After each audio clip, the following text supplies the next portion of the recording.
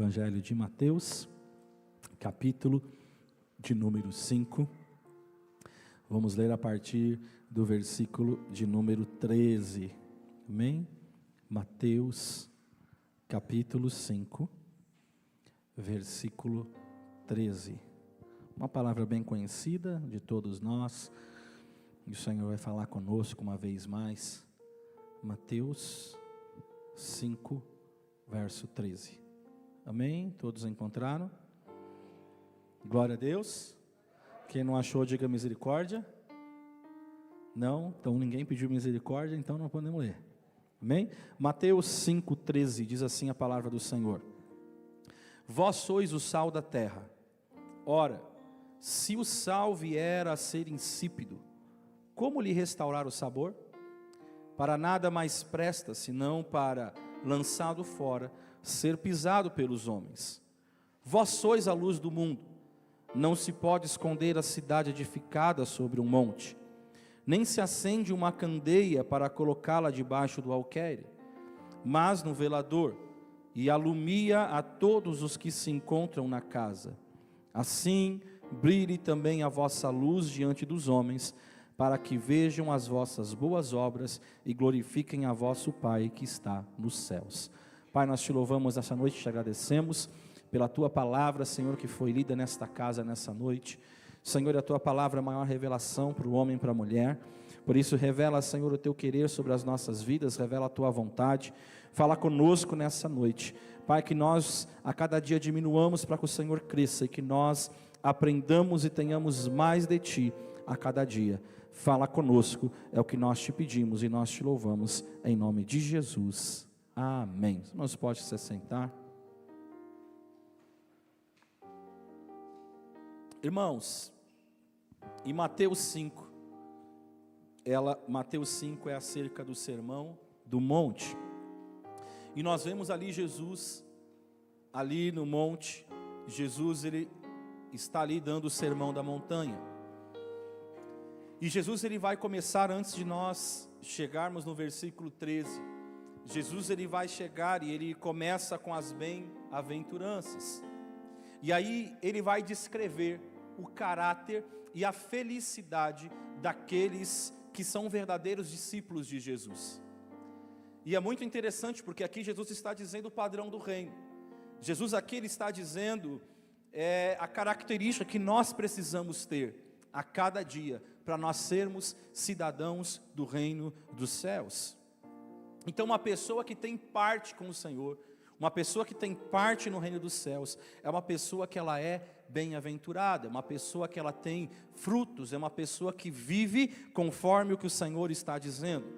Jesus aqui, ele está ensinando sobre o seu reino.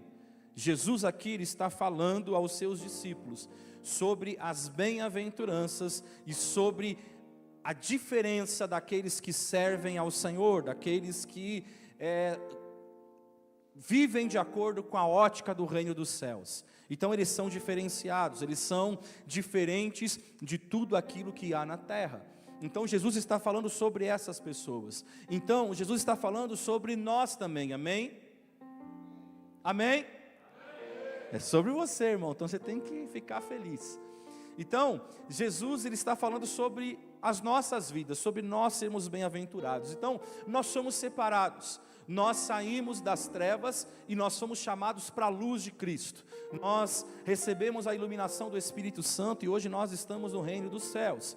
Então, nós deveríamos por nós sermos um povo separado, um povo escolhido, nós deveríamos sair deste mundo, nós deveríamos nos retirar, talvez, ir para algum lugar bem distante e não ter mais nenhum tipo de relacionamento com ninguém nesta terra. Não é assim. Apesar de nós sermos diferentes, nós continuamos convivendo aqui com este mundo. Porque Jesus nos chamou para brilhar, Jesus nos chamou para salgar esse mundo. E a gente vive hoje, irmãos, por isso que eu falo, a gente deveria sair desse mundo, porque a gente vê tantas maldades, a gente vê tantas coisas que acontecem, né, aí fora, e a gente fala, meu Deus, como que o ser humano pode ter chegado até uma situação tão grande como essa? Mas nada disso é diferente daquilo que a palavra de Deus já nos disse. Nada disso é diferente daquilo que foi dito na palavra do Senhor, porque a gente vive num mundo hoje que ele pode ser caracterizado por duas coisas. Uma característica do mundo é a corrupção moral. Uma outra característica do mundo é as trevas espirituais. E isso é dito na palavra de Deus, isso é dito na palavra do Senhor. O apóstolo Paulo, quando ele está escrevendo a Timóteo, ele vai falar sobre a corrupção moral. Lá em 2 Timóteo, capítulo 3, versículo 1, o apóstolo Paulo vai escrever a Timóteo, ele vai falar sobre a corrupção moral deste mundo. Ele vai dizer assim, lembre disso, nos últimos dias, aos nossos tempos, irmãos, haverá tempos difíceis.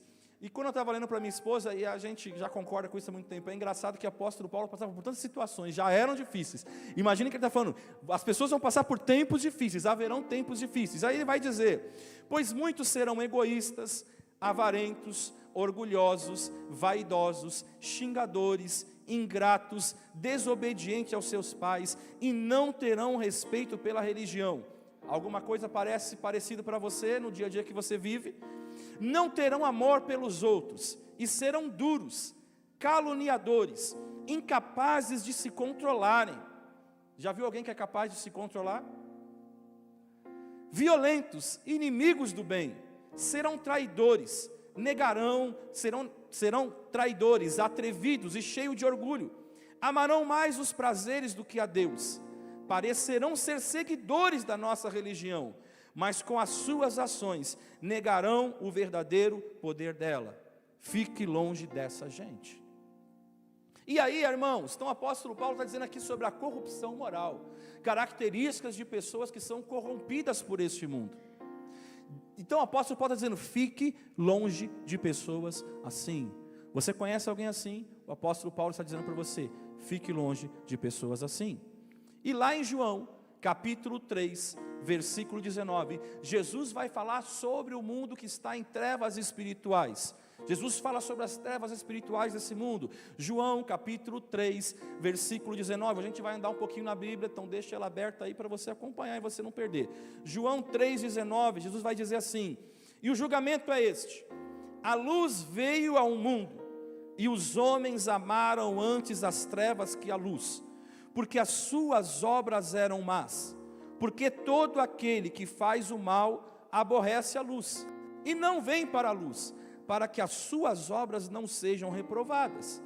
Mas quem pratica a verdade, vem para a luz, a fim de que seja manifesto que as suas obras são feitas em Deus. Então nós vemos duas características do mundo, que é a corrupção moral e as trevas espirituais.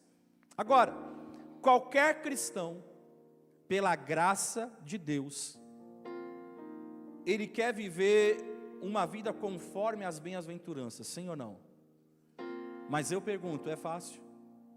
Não, eu vou pegar só um aqui, uma bem-aventurança, uma, vamos pegar uma aqui, capítulo 5, versículo 7, vou pegar uma. Bem-aventurado os misericordiosos, porque alcançarão misericórdia. Quantas pessoas são misericordiosas? Quantas pessoas que você vê? Hoje a gente não quer misericórdia, a gente quer justiça. A gente é muito justiceiro, a gente quer justiça de tudo, a gente está sempre sendo injustiçado, a gente não exerce a misericórdia. Então eu falo para você, não é tão simples assim. Às vezes a gente fala assim, não, eu vou andar aqui com o padrão do reino e tal, não sei o quê, mas não é tão simples. Agora, por que não é tão simples? E deveria ser, porque a gente vive, irmãos, num mundo moralmente corrupto e espiritualmente sombrio. A gente vê corrupção em todo quanto é lado. Mas quando Cristo ele nos chama para o seu reino e nos salva do pecado, vamos lá, se o Senhor não quer que a gente esteja suscetível a isso, não seria muito mais fácil? Vem, pega a sua igreja e leva. Você aceitou a Jesus, desceu as águas batismais, então veio o Espírito Santo, leva você para o céu, vai direto para a glória, está tudo certo.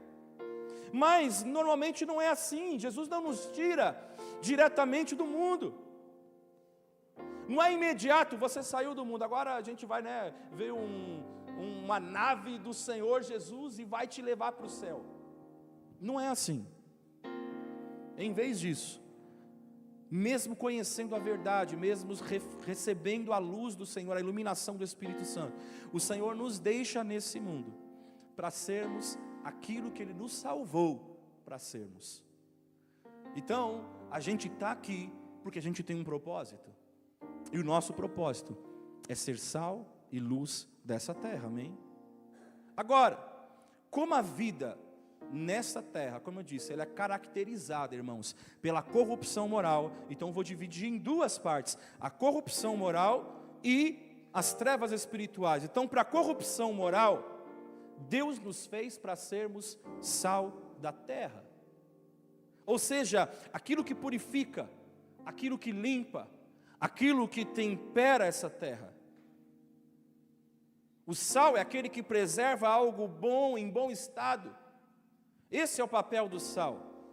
E ele vai prevenir a corrupção. Então, para a corrupção moral, Jesus nos chamou de sal da terra. Agora, como o mundo que nós vivemos, as pessoas desse mundo, vivem em trevas espirituais, Deus nos fez para sermos luz do mundo.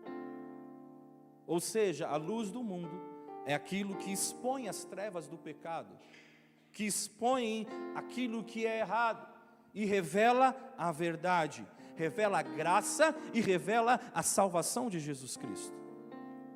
E algo me chama a atenção antes de nós nos aprofundarmos sobre esse tema. Na nossa leitura está aqui uma afirmação. Jesus ensina: vós sois o sal da terra. Depois ele vai falar: vós sois o sal do mundo, a luz do mundo. O vós, irmãos, não é você, não é apenas uma pessoa. Jesus não está direcionando a Pedro e fala assim: Pedro, você é o sal da terra. Jesus está com seus discípulos, está com as pessoas que o seguem, está dizendo: vós sois o sal da terra. Então, ambas as declarações estão no plural, e ambas as declarações de Jesus são afirmações. Há uma ênfase aqui.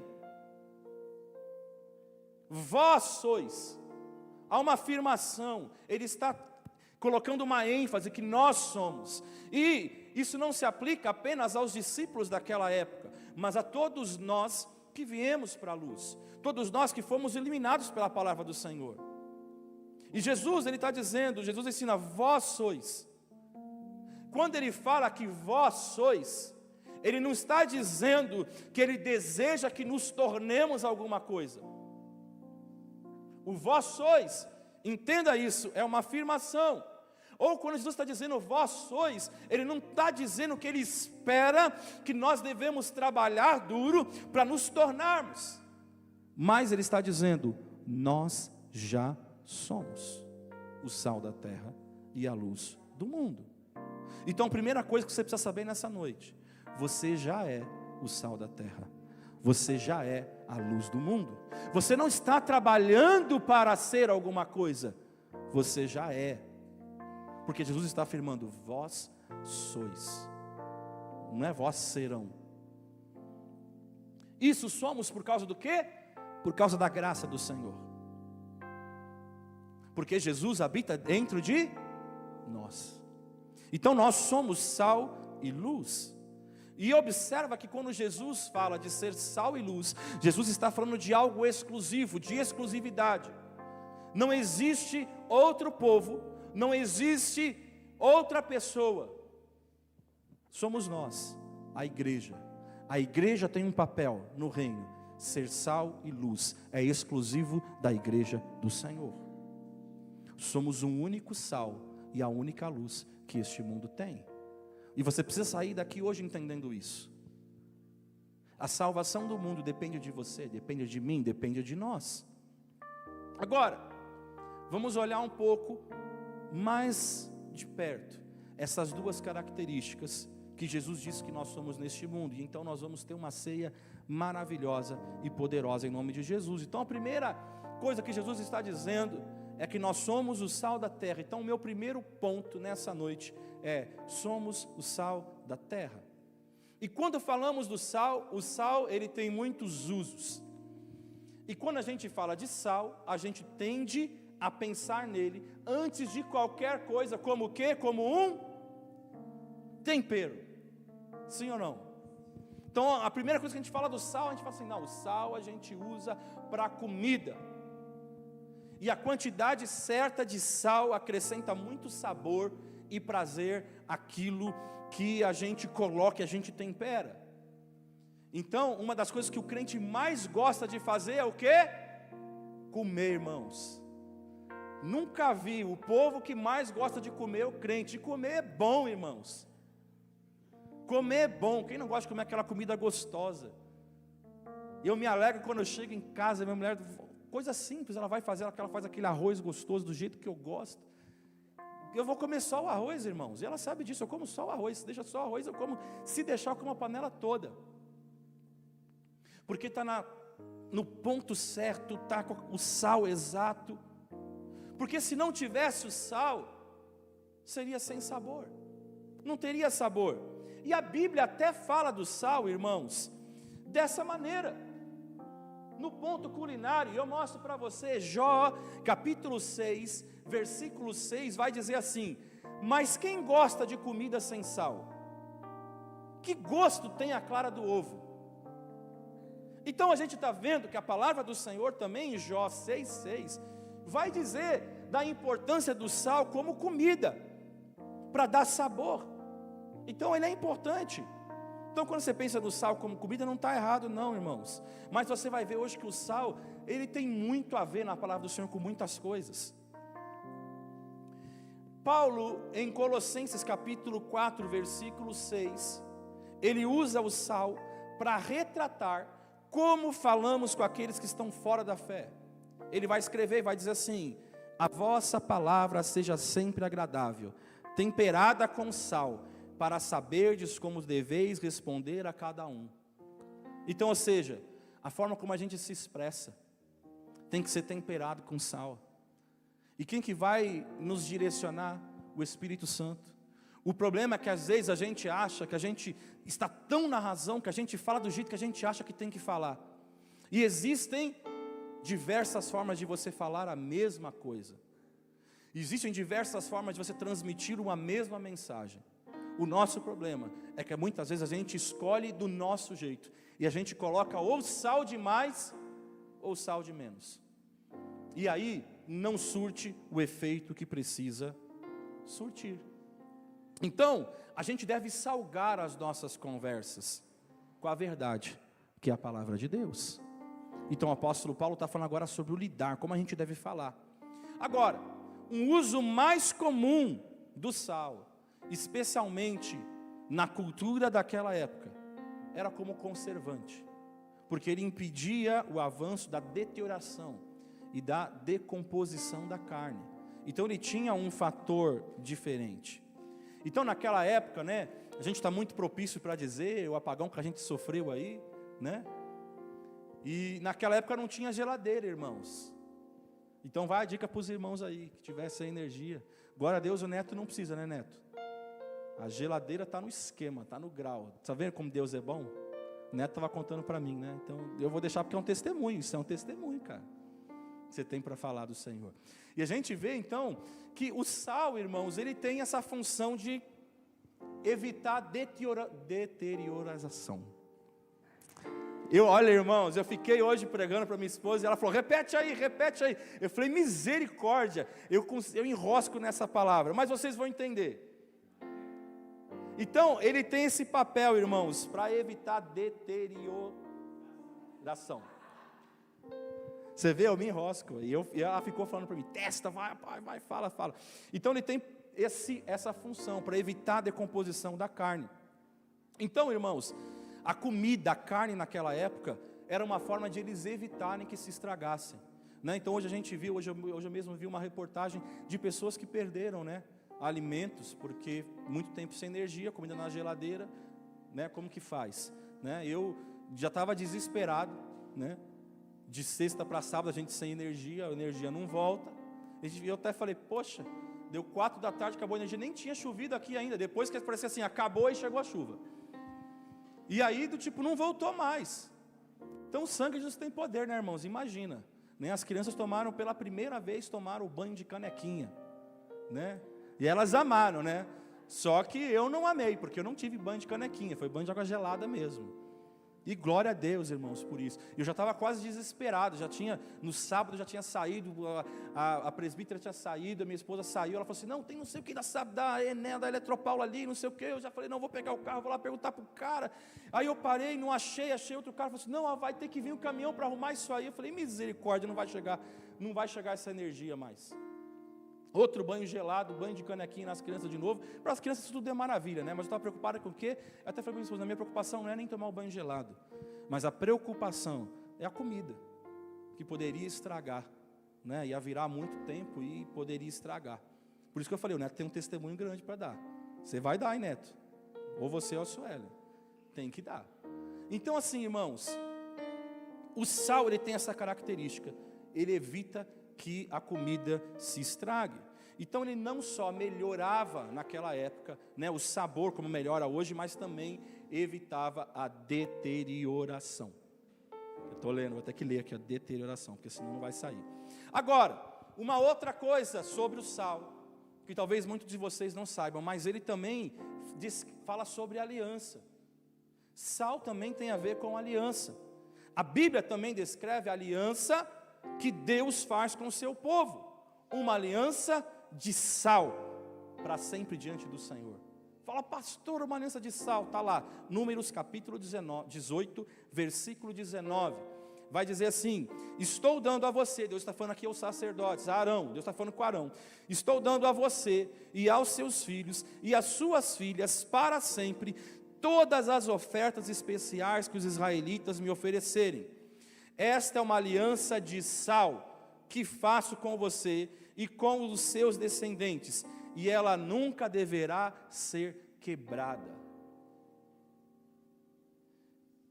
Existiam naquela época algumas pessoas, uma forma de elas lidarem, de elas tratarem, fecharem um negócio, é dando tipo uma pedra de sal, assim, ó, fala assim, está aqui, ó, está selado o nosso acordo.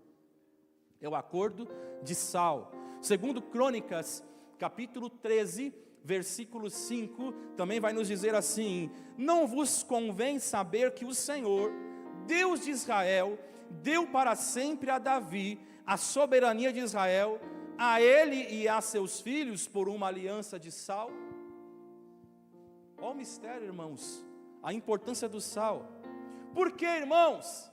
Porque a presença do sal, como conservante, ele simbolizava pureza e durabilidade.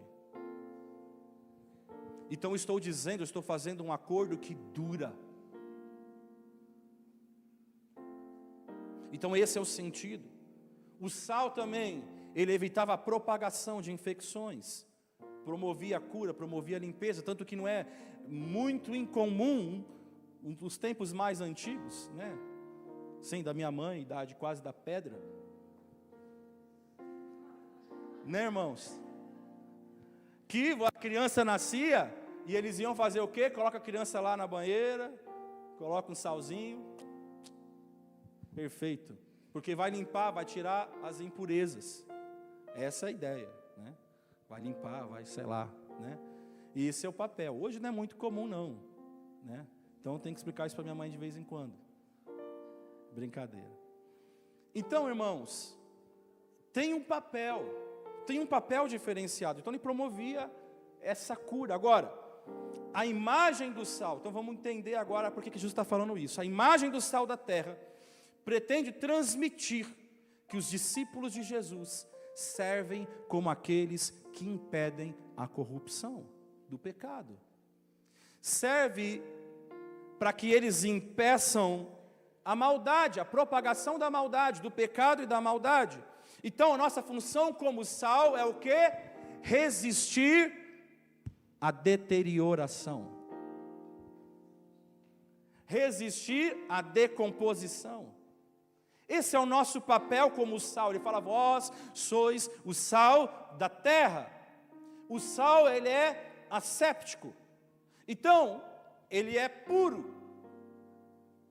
Agora, ele não pode transformar o sal, ele não pode transformar a corrupção em incorrupção, mas ele impede a propagação da corrupção.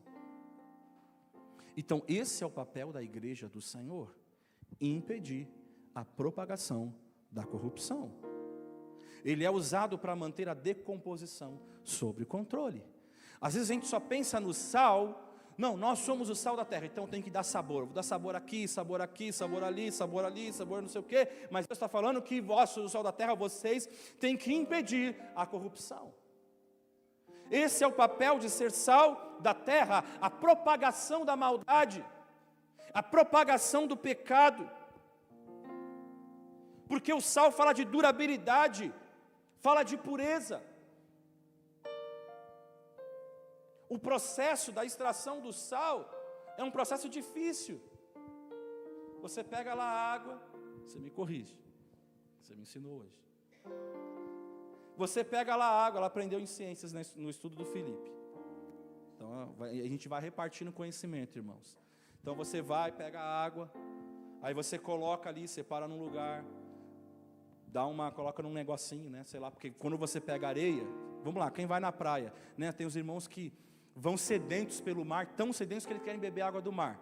Então ele vai beber água, vai beber sal e vai beber areia, porque está tudo lá. Então você tem que tirar as impurezas do sal. Então você vai tirar a primeira água, tal, aí você vai deixar lá, você vai tirar, o processo de ser sal, você é tirado daquele meio que você está, você vai passar pelo período da secagem, você vai ter o sol sobre você. O sol sempre está presente, né? O Jesus é o sol da justiça.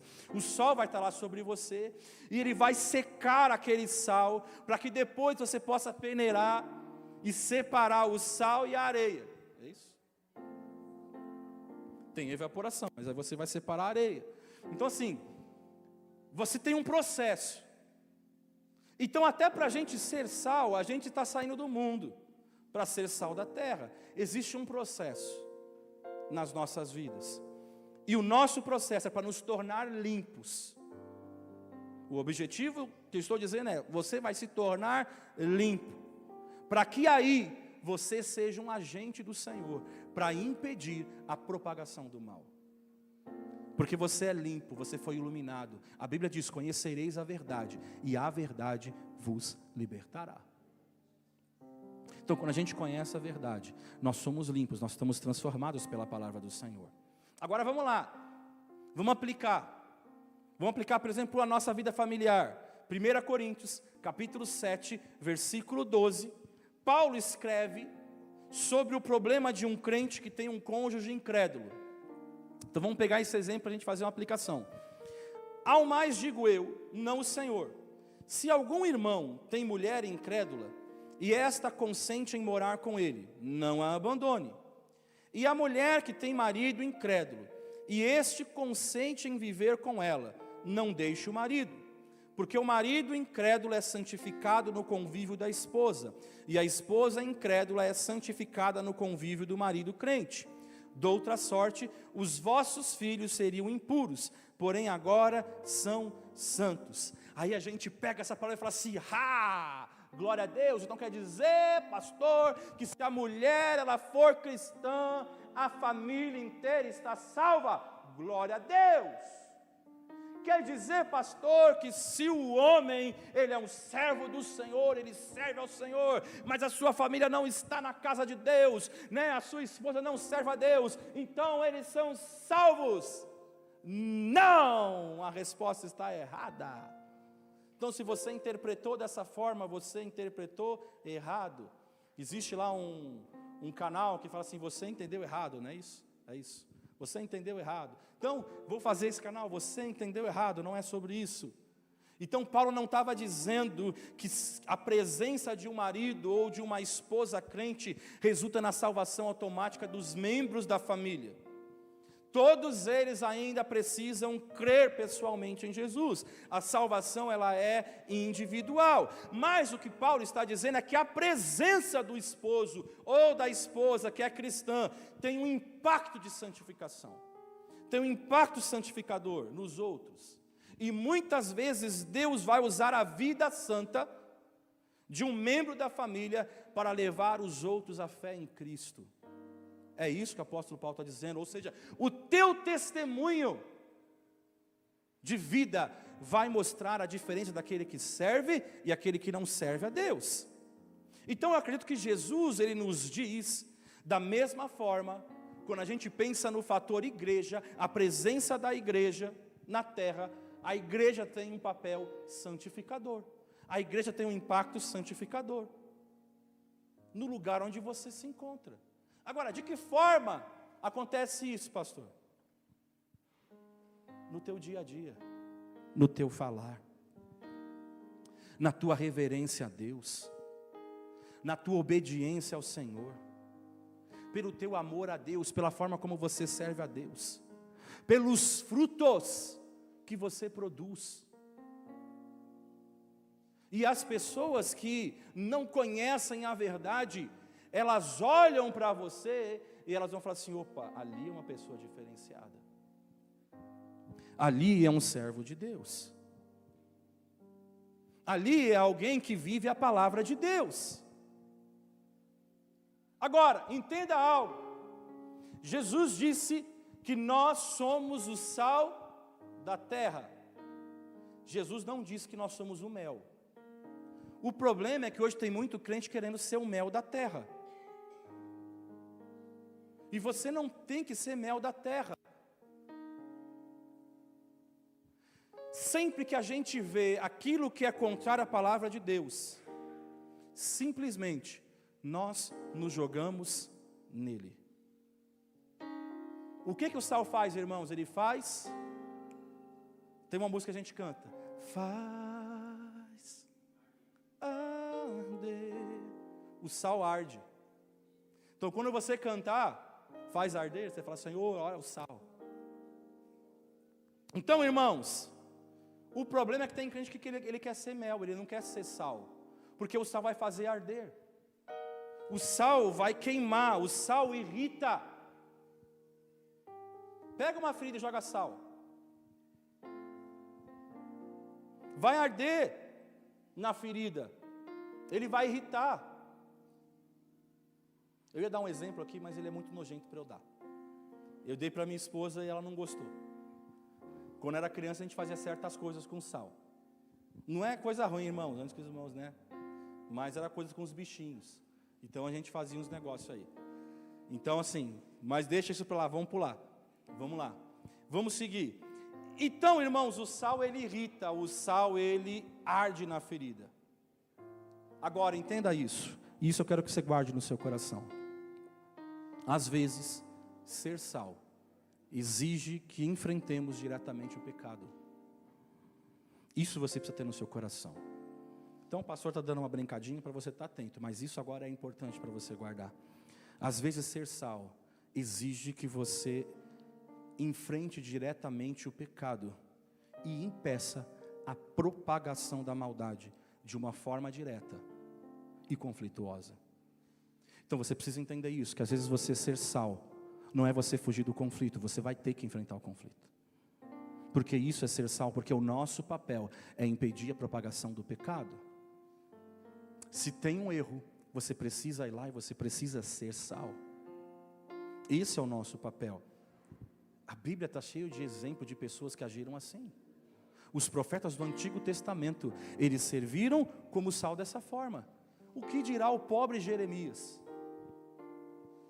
O que dirá outros profetas? Elias. Quantos profetas nós poderíamos citar? Que eles foram levantados para ser sal e colocar o dedo na ferida. E colocar o dedo na ferida, meu irmão, não é fácil. João Batista fez isso. Esse é o papel. Natã fez isso com Davi. Quantos profetas? Então esse é o nosso papel, irmãos. Ser sal, muitas vezes a gente vai causar conflito. O nosso problema é, eu volto a falar, que a gente quer ser mel. Não, vai ter conflito, então eu vou passar a mãozinha na cabeça e está tudo certo.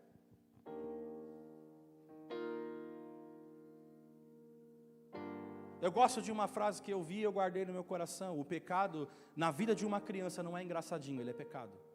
e ele tem que ser combatido.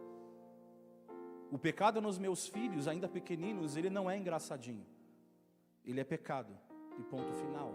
Não tem que passar mel, tem que passar sal. Tem que ser sal. Esse é o nosso papel, irmãos. Agora, falando do mel, isso nos leva a uma questão importante, no que diz respeito ao nosso papel como sal na terra. À medida que continuamos, a gente lê o texto, descobrimos que Jesus vai fazer uma pergunta, quando ele vai falar sobre o sal. Ele primeiro vai falar, vós sois o sal da terra, mas ele vai dizer assim, mas, se o sal se tornar insípido, com que se há de restaurar-lhe o sabor? Para nada mais presta, senão para ser lançado fora e ser pisado pelos homens. O sal, ele pode perder, e perde o seu impacto salgado, quando ele se mistura com impurezas, que o contaminam. Então até no processo do sal, eu não vou saber explicar tão bem, mas existem momentos que ele pode ser contaminado, e aí, ele não vai servir para mais nada. Por isso Jesus está falando assim, para nada mais presta, senão para, lançado fora, ser pisado pelos homens. Por quê? Lá, naquela época, acho que hoje também, neva também, irmãos. Então quando o povo ia para o templo, o pessoal podia escorregar por causa da neve. Então o que eles pegavam? Esse sal que não prestava mais, eles jogavam ali no pátio, para que aquele sal, ele tirasse, vamos dizer assim, tirasse aquele gelo e as pessoas pudessem transitar sem escorregar. Então ele serviria o quê? Para ser pisado só. Ele não tinha mais importância, então o papel dele era só ser pisado, porque ele não tinha mais eficácia, porque ele estava cheio de impureza. Como cristãos, entenda algo nessa noite, somos sempre, aonde quer que você esteja, guarda isso, somos sempre o sal da terra, não importa o que aconteça. Você não foi chamado para se calar, você foi chamado para ser sal. Como disse, nós somos o único sal da terra que existe. E enquanto estivermos em Cristo, nunca não seremos sal. Você sempre será sal, querendo ou não. Mas a gente perde a nossa eficácia, irmãos. Como sal, quando a gente se mistura, quando a gente se contamina com os elementos pecaminosos dessa terra, a gente perde a nossa eficácia. Todos nós sentimos a pressão para nos conformarmos com o mundo. A Bíblia fala, não vos conformeis com este mundo, mas nós todos os dias sentimos a pressão para nos conformarmos com esse mundo, porque é tentador, irmãos, assistir na televisão os mesmos programas que o mundo assiste. É tentador, porque você vai no teu trabalho, você vai na tua escola, você vai, sei lá, com os teus amigos, e daqui a pouco todo mundo está falando de, você viu não sei o quê, você viu não sei o quê, você viu a série do Netflix, você viu a novela, você viu o que está acontecendo, você viu o BBB, você viu o DDD, você viu isso, você viu aquilo, e a gente é um peixe fora d'água. E a gente quer estar por dentro, eu também quero fazer parte, porque senão eu estou sempre sobrando. Então é tentador assistir isso. É tentador quando a gente escuta o nosso filho falar, papai, mamãe, mais para mamãe. Porque eu não tenho WhatsApp, porque os meus amigos têm telefone, e eles se falam, e eu... Então é tentador a gente querer fazer parte, nos ambientar no mundo. É tentador a gente ouvir a mesma música, que as pessoas estão cantando, mas que música é essa? Está todo mundo falando, eu também tenho que ouvir. Há 2 semanas atrás eu falei, pega um irmão que é nordestino, eu vou pegar minha mãe, vou pegar meu pai, que estão há tanto tempo em São Paulo, você já não vê mais o sotaque. Você não vai ouvir mais o oxente. Vai sumir, o tempo vai passar, e a gente vai começar a falar da mesma forma que o mundo. Então como cristãos, eu estou dizendo isso, às vezes a gente é tentado a falar da mesma forma que o mundo. Você está na roda, que todo mundo falando isso, qual é, daqui a pouco você está lá, você chega para o seu pai, qual é, porque você está ouvindo isso. É o ambiente que você vive, você traz, você copia. Quantas vezes eu, a minha esposa, a gente vai no nosso filho, e a gente tem que repreender alguma coisa que ele começa a falar, porque ele fala, ele não tem nem noção do que ele está falando. Tem que falar: Felipe, você tem noção do que você está falando, filho? Tem que explicar para ele, porque ele só está transmitindo aquilo o ambiente que ele está vivendo. E a gente tem que ensinar: você é sal da terra, filho. Você é diferenciado, sim. Você não é qualquer um. Então, quando a gente adota os hábitos pecaminosos do ambiente à nossa volta, nós nos tornamos indistintos a ele, a gente não combate mais. E quando a gente não combate mais, a gente não tem mais influência. É o que tem acontecido hoje com a igreja. Não tem mais influência, porque hoje o pecado, não, a gente dá um jeitinho. Tem uma jurisprudência, a gente encontra alguma coisa para justificar o pecado. Pecado é pecado e acabou, irmãos. O nosso problema é querer justificar o pecado. Agora a gente perde o nosso sabor e a nossa eficácia se a gente se tornar igual ao mundo. Aí você fala assim: mas para ser crente igual fulano, então não quero ser não, porque ele não é sal. Ele não é sal, ele não salga, ele não é a verdade. Agora, quantos de nós estamos assim? Eu vi um vídeo, o pastor falando exatamente sobre isso. Antes a gente pregava para não crente, hoje a gente tem que pregar para o crente não sair da igreja.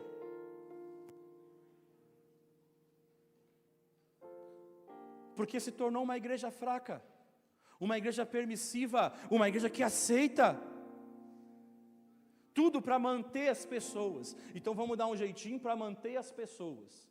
Vamos dar um jeitinho para ninguém sair. Só que o pecado é pecado, meu irmão, e ele tem que ser acusado e falado, doa quem doer. O nosso problema é quem? Não, porque se eu falar isso, o irmão vai ficar chateado comigo, aí ele vai sair da igreja. Meu irmão, se você tem base bíblica para falar o que você está falando, para apontar, meu irmão, vai na palavra. A palavra de Deus, ela é a verdade para nós em todos os momentos. Agora, quantos não têm mais causado impactos neste mundo? Quando Deus nos chamou para causar impacto.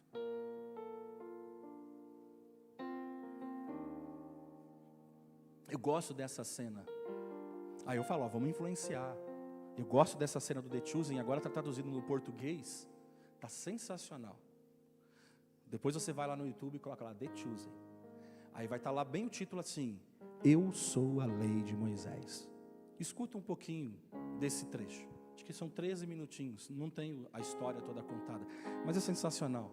Jesus veio para causar impacto. O fariseu chega para ele e vai falar assim a Jesus: se o Senhor não retirar as palavras que você disse, as blasfêmias que você está dizendo que você é o Messias e tal, eu não tenho outra opção senão aplicar a lei de Moisés para você, que é a morte. Jesus caminha, né? Tudo bem que tem o fictício. Jesus caminha até o fariseu ali, se aproxima e ele fala assim: eu sou a lei de Moisés. E aí o negócio pega e tal. Jesus veio para causar impacto, irmão. Jesus veio para ser sal, Jesus veio para falar a verdade. Nosso problema é que a gente está perdendo isso. Então eu pergunto, você está vivendo uma vida distinta e separada das coisas pecaminosas desse mundo? Você vive uma vida distinta em sua casa? Você é em casa, o mesmo que você é na igreja? Porque na igreja todo mundo é cheio do poder, é cheio do Espírito Santo. Mas e na sua casa? O que você assiste na sua casa? Será que quando você for para a sua casa você vai ver a fazenda? Ou você vai ver alguma coisa do Senhor? Vai buscar algo que edifique a sua vida? A sua conversa com as pessoas reflete um discurso de Jesus? Ou reflete a influência do mundo? Você é distinto naquilo que você assiste, naquilo que você lê? Porque tem uns crentes aí que gostam de ver um filme de terror, não tem? Não tem? Deixa eu ver se alguém dá uma risadinha aí. Todo mundo se contém agora, hein? Tô vendo umas risadinhas, né, Duda? Aí, ó. Olha aí.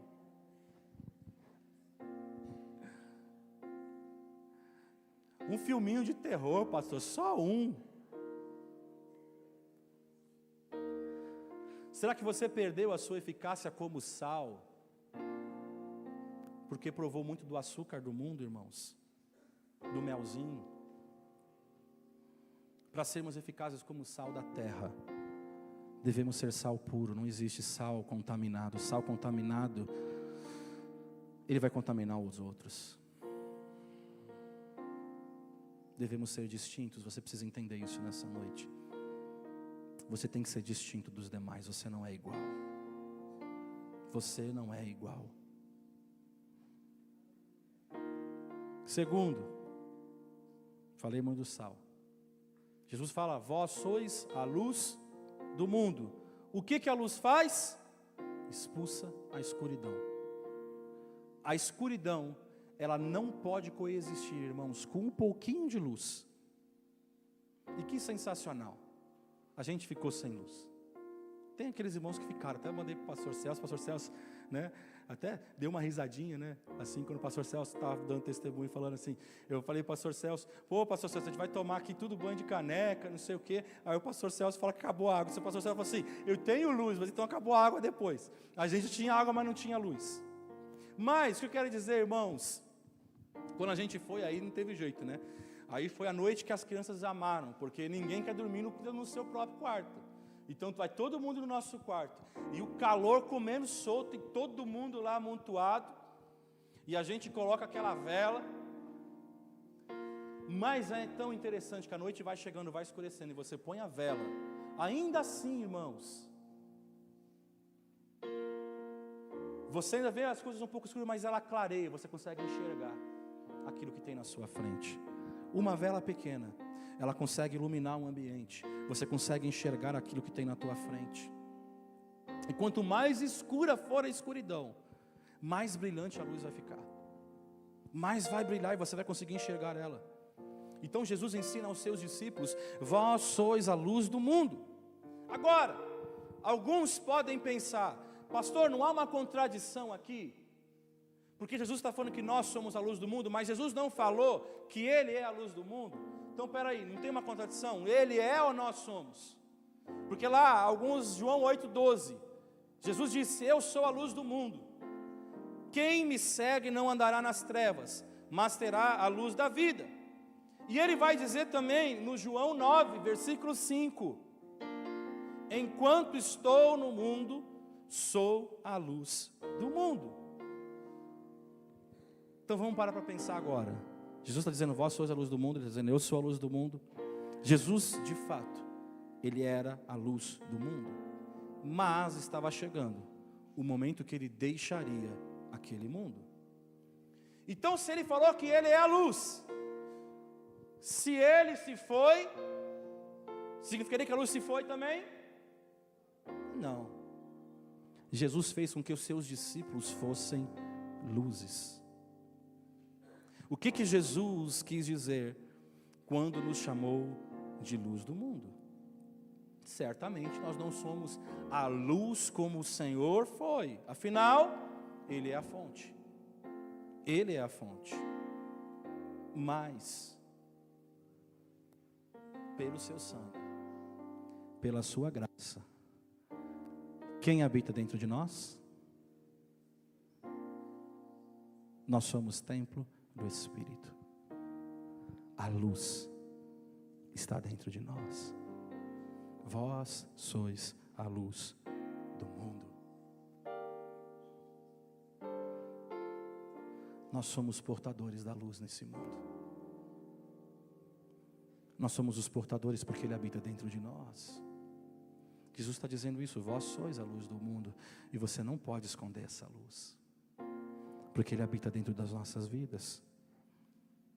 Talvez da mesma forma que a lua reflete a luz do sol, agora a igreja serve para refletir o mundo essa luz de Cristo.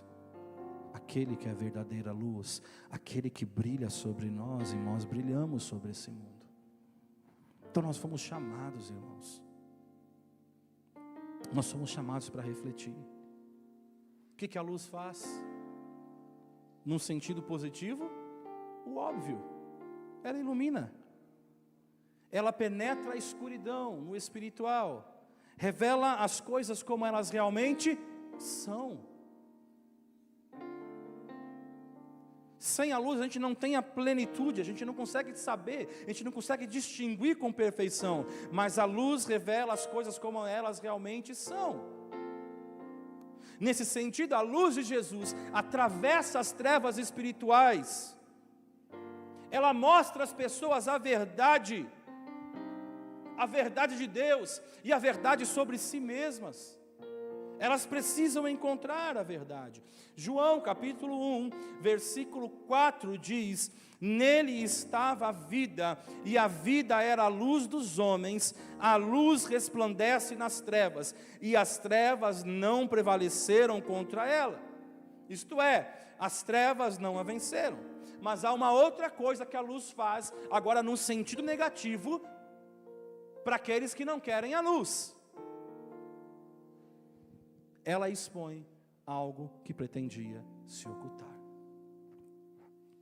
João 3, 19 diz: e a condenação é esta, que a luz veio ao mundo, e os homens amaram mais as trevas do que a luz, porque as suas obras eram más, porque todo aquele que pratica o mal odeia a luz, e não se aproxima da luz, para que as suas obras não sejam expostas. Olha que lindo esse versículo.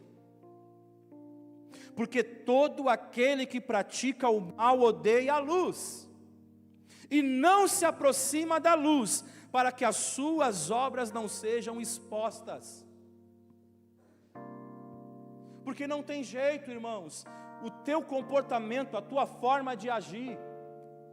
Sabe por que as pessoas se afastam de você? Porque você é luz. E em algum momento, não é que você está fazendo alguma coisa, aonde você chega você traz luz, e o teu comportamento, a tua forma de agir, vai revelar quem eles são. E se eles não querem vir para a luz, eles vão se afastar de você, porque eles não querem a luz, porque eles não querem que sejam expostos quem eles são. Por isso eles se afastam da luz. É o que a palavra de Deus está nos dizendo. Deus nos chamou para sermos a luz do mundo, apontando às pessoas o caminho da salvação, através de Jesus, expondo o mal do pecado, irmãos. Então sabe quando você tem aquela pessoa que fala assim: poxa, mas eu tento, eu faço isso, faço aquilo, mas ela não se aproxima, ela não quer. Sabe por quê? Porque você é luz. E sendo luz, o que você é vai refletir o que eles são. Então é óbvio que as trevas não vão querer. Sabe quando até você fica quietinho na sua, mas aí você faz, só o fato de você chegar, já expôs. Quem nunca? Quem é pastor sente mais, mas quem nunca? Você chega, silêncio, ele chegou. Vamos mudar o assunto, Pastor chegou, muda o assunto, vamos falar de Deus agora. Ou você é alguém da luz, aí você chega perto de uma roda de pessoas, aí todo mundo do tipo assim: olha, você viu, vai chover, muda o assunto. Porque a luz revela quem eles são. Então eles não vão querer ter parte com você. Então fica tranquilo, irmãos. A gente já leu aqui pessoas que são avarentas, pessoas que são isso, e a gente citou aqui uma infinidade de coisas que o apóstolo Paulo vai dizer lá para Timóteo. Então se afaste dessas pessoas, não se preocupa não, irmãos. A gente fica sofrendo por causa disso, não sofra.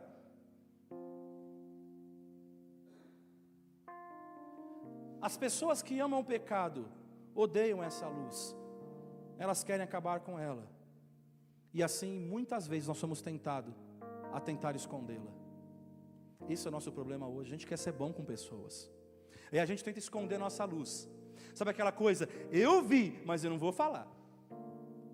A gente é muito isso, eu vi que aquilo está errado, mas eu não vou falar nada. Eu vi que aquilo ali não está certo, mas eu vou fazer vista grossa.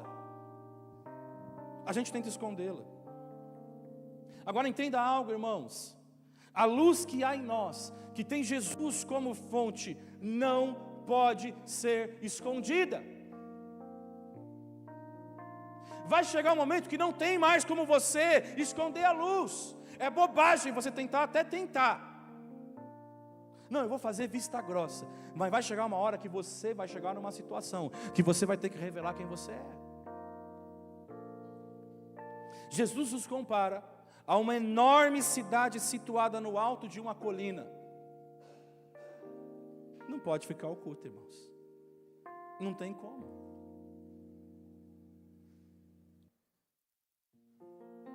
Está ali, está claro, está óbvio. Então não tem como você expor, tirar e não refletir a luz de Jesus que há em você, onde quer que você esteja. Você pode até tentar esconder, mas vai chegar uma hora que vai ter que brilhar essa luz e não vai ter jeito. Nós somos ordenados por Jesus a nos comportarmos como sal e como luz no mundo. Deus não providenciou outro sal, Deus não providenciou outra luz. Então essa é a notícia que eu quero dar para você. É você mesmo, é você e é você. E aí ele fala assim: para que brilhe a vossa luz diante dos homens, ou diante dos homens. Não se refere só a crentes, mas aqueles que ainda estão nas trevas. Eles estão observando você, mesmo quando você não percebe. Talvez seja o teu vizinho, talvez seja uma pessoa que está próximo a você, e talvez nunca ela fala nada, mas ela observa você em silêncio. Ela observa como você responde às pessoas, ela observa como você reage, ela observa como você escuta, ela observa o seu linguajar, ela observa como você fala. Agora eu pergunto, e eu quero terminar aqui: que esperança tem esse mundo se nós não nos comportarmos fielmente como nós somos? Porque não é que você tem que ser, é o que você é. E não é maravilhoso, irmãos, pensar e entender que Jesus não nos ordena que nos tornemos luz. Jesus não está falando assim, seja a luz. Ele está dizendo, você é a luz. Não poderíamos fazer isso. Ele já nos fez para sermos luz. Dentro de você. Você é a luz, vós sois a luz do mundo e o sal da terra. Não precisamos nos tornar. Então a palavra de hoje não é para você se tornar sal e luz. Você é. Se estamos em Jesus, hoje nós vamos cear e nós vamos falar que nós temos comunhão com Ele. Se nós estamos em Jesus, então você é sal e luz, é o que você já é. Agora, quanto tempo você vai esconder isso? Quanto tempo você vai deixar de salgar para fugir do conflito? Quanto tempo você vai querer falar, não, eu tenho que ser mel, não sal? O que significa ser sal? Significa que somos a provisão de Deus. Significa que nós somos um agente preservador, que impede a corrupção, que impede a corrupção moral das pessoas. E a gente vai lutar para que o mundo se torne menos mal. A gente vai lutar, a gente vai impedir. Não, isso está errado. E está errado. Esse é o nosso papel, isso é ser sal. Não discute. Está errado, esse é meu papel, apontar o erro. E João Batista, ele fazia isso tranquilamente, ele não tinha medo de falar para autoridades. E hoje a gente tem medo de falar para pessoas. O que significa ser luz? Significa brilhar e refletir tanto, mas tanto a santidade de Jesus, que as pessoas vejam em nossas obras, obras que glorifiquem a Deus, obras que exaltem a Deus. Então a mensagem de Deus para você nessa ceia de hoje: não deixe que o seu sal seja contaminado, não deixe que a sua luz fique escondida. mas viva para trazer a glória de Deus. Viva para trazer a graça de Deus. Vamos ficar de pé.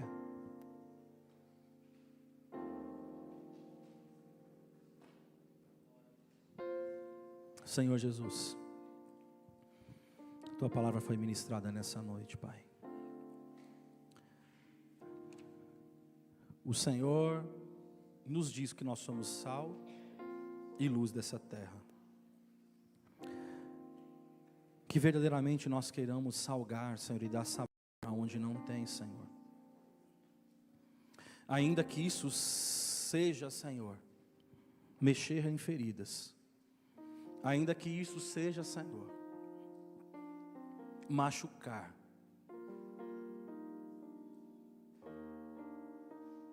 Enfrentar conflitos. Mas esse é o nosso papel, Senhor.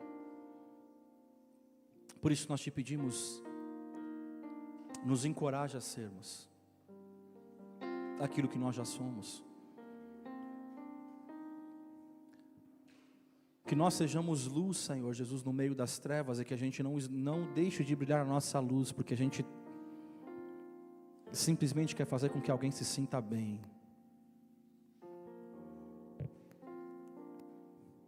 Quando tudo que eles precisam, tudo aquilo que vai fazer com que eles se sintam bem é a Tua luz, é a Tua palavra, é a Tua verdade. Por isso, meu Pai, nessa noite, que cada um de nós entendamos que o Teu sacrifício foi pelos nossos pecados e para a nossa salvação. Não para que nós continuemos, não para que nós perpetuemos o pecado, mas que nós vivamos em novidade de vida, Pai. Por isso, nessa noite, sobre a Tua igreja, sobre o Teu povo, Senhor, renova, cura, liberta. Não deixe o Teu povo se contaminar com as coisas desta terra. Não permita que o Teu povo, Senhor Jesus, deixe as coisas deste mundo entrar.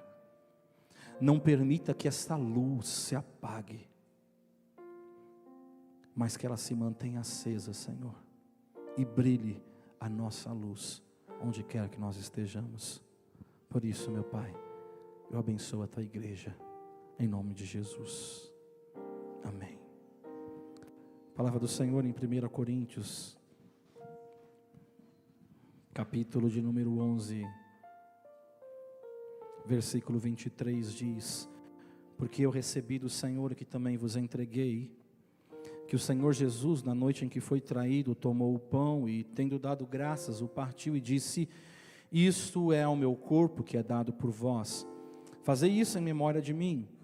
Por semelhante modo, depois de haver ceado, tomou também o cálice, dizendo: este cálice é a nova aliança no meu sangue, fazei isso todas as vezes que o beberdes em memória de mim. Porque todas as vezes que comerdes esse pão e beberdes o cálice, anunciais a morte do Senhor até que Ele venha. Por isso, aquele que comer o pão, beber o cálice do Senhor indignamente, será réu do corpo e do sangue do Senhor. Examine-se, pois, o homem a si mesmo, e assim coma do pão e beba do cálice. Pois quem come e bebe sem discernir o corpo, come e bebe juízo para si. Eis a razão, porque há entre vós muitos fracos e doentes, e não poucos que dormem. Essa é a palavra de Deus para as nossas vidas. Que você não se encontre dormindo, mas que você discirna o corpo do Senhor. Se você precisa se consertar, se conserte. Mude a tua vida, mude a tua história, para que você possa cear, para que você possa entender que o sacrifício de Jesus não foi um sacrifício qualquer, mas foi um sacrifício definitivo para que nós pudéssemos ter a redenção e que nós pudéssemos ser sarados pelo Senhor. Por isso, nessa noite, nós vamos apresentar o pão e o cálice, e vamos consagrá-lo na presença do Senhor Jesus, para que quando nós comermos, para que quando nós bebermos, que realmente, verdadeiramente, a palavra do Senhor nos traga vida, a palavra do Senhor nos traga refrigério, e o cálice que nós bebemos nos traga alegria, nos traga cura, nos traga libertação. Pai, nessa noite eu quero apresentar o pão, feito por mãos humanas, mas que nessa noite eles representam o Senhor Jesus, o corpo do Senhor, que se partiu por nós. A tua palavra é verdadeiramente comida para nós. Por isso, Senhor, santifica nesta noite este pão. E quando nós comermos, que o nosso corpo venha a ser fortalecido, Senhor Jesus. E que represente que nós comemos a tua palavra e nós nos alimentamos com ela todos os dias das nossas vidas. Porque não é apenas um mês, uma vez por mês que nós comemos, mas todos os dias nós temos que comer da tua palavra, que é a verdade, que é a justiça, Senhor. Semelhantemente, Senhor Jesus, Pai, eu quero apresentar o suco de uva, que representa, Senhor, a alegria que vem de Ti, a alegria da salvação. Pelo Teu sangue nós fomos curados, pelo Teu sangue nós somos restaurados. Por isso eu consagro nessa noite, Senhor, esse cálice, que quando nós bebermos, que ele traga, Senhor, não apenas, Senhor, a cura física, mas a cura da alma, a cura interior. Cura Teu povo, Senhor. Sara-nos, Senhor, e nos traz para mais perto de Ti. É o que nós Te pedimos e nós Te louvamos, em nome de Jesus.